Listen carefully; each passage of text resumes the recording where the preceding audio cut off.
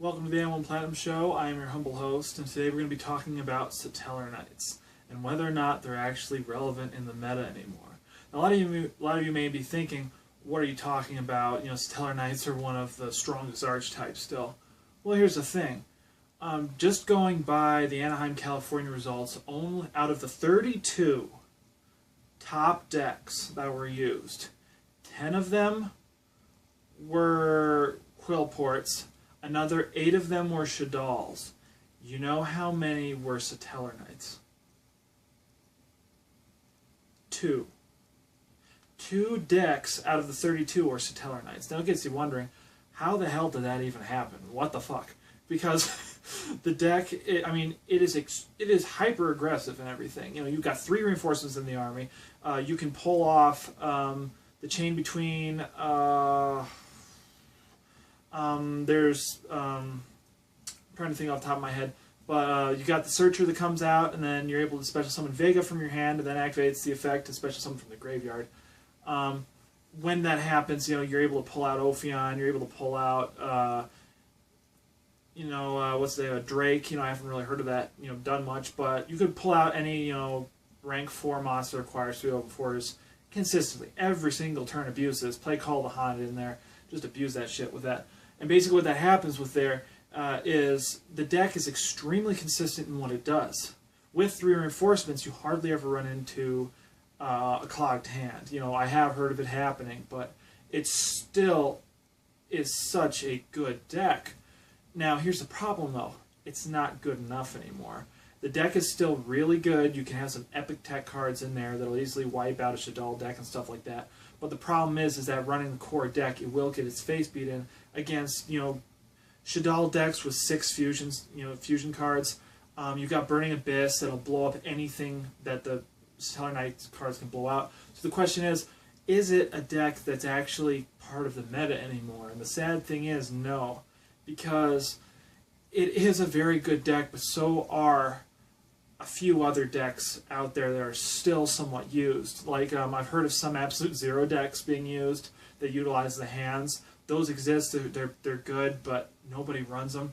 You have the dark decks that utilize Malicious and Armageddon Knight, which are draconian in the build, I believe. But they're still pretty good. They can pull out rank 8s like every single turn. But hardly anyone runs them anymore. And the meta is really, it's made up of how frequent certain decks are used. And that's how we model our side decks, is after what decks are most common.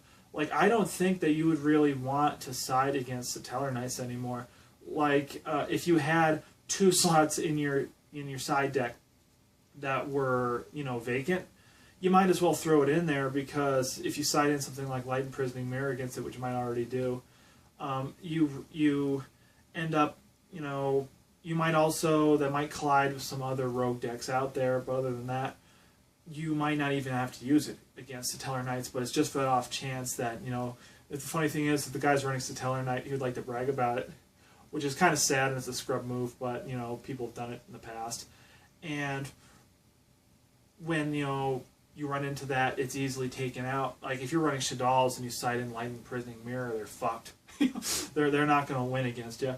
And Vanity's Emptiness might also play some kind of role in this, with it actually starting to become very common for people to main deck, even main deck Vanity's Emptiness if they can squeeze it in there.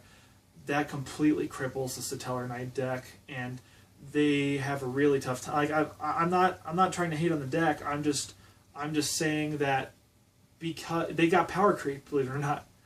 I do believe they did get power creeped because of just Shaddolls being cranked up. I think Burning Abyss becoming stronger is what pushed Satellarknights. Like, the people that were running Satellarknights jumped over to the Burning Abyss wagon just because, as I believe Meg Capital G said, it is like Gadgets except more aggressive. Like, you can do more stuff with Burning Abyss, especially with some of the trap cards they got going for it.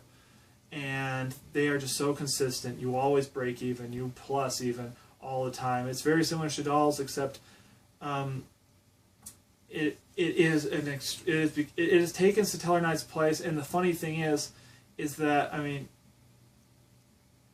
with it, Shaddolls players a lot of them are actually starting to move to where the Satellarknights, to where, you know, they're moving to run Burning Abyss. So you have, I really think 85% of Satellarknight players have moved to Burning Abyss, and then maybe 15% or 20% of Shadoll players have moved to Burning Abyss. Just because, I mean, you know, Dante went up to $60 a card for a while. You know, eBay was completely cleared out of copies, so was TCG Player, but it ended up going back down to 30 or 40 bucks a card.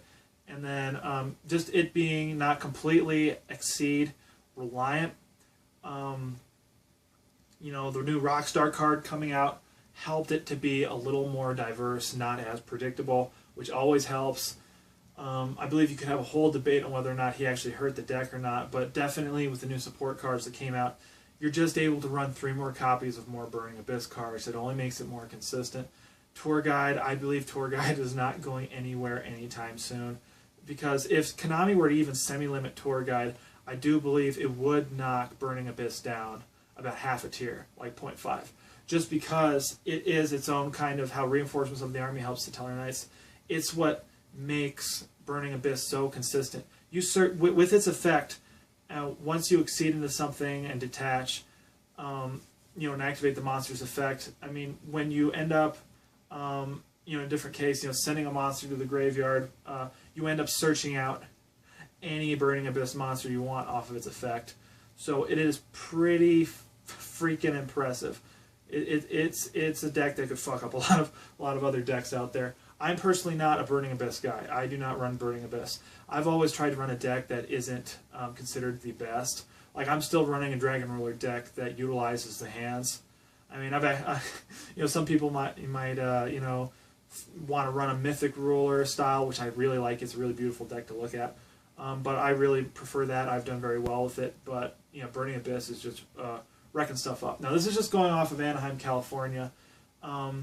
There are some more Yu-Gi-Oh events coming up in the future, and based off September, you would say that shaddolls are the top dog. But after Anaheim, Burning Abyss, if you're not going to say they're the best, you would have to agree that they are at least just as good, because Burning Abyss went from like the 3rd or the 4th best deck to being #1 or arguably tied for 1st.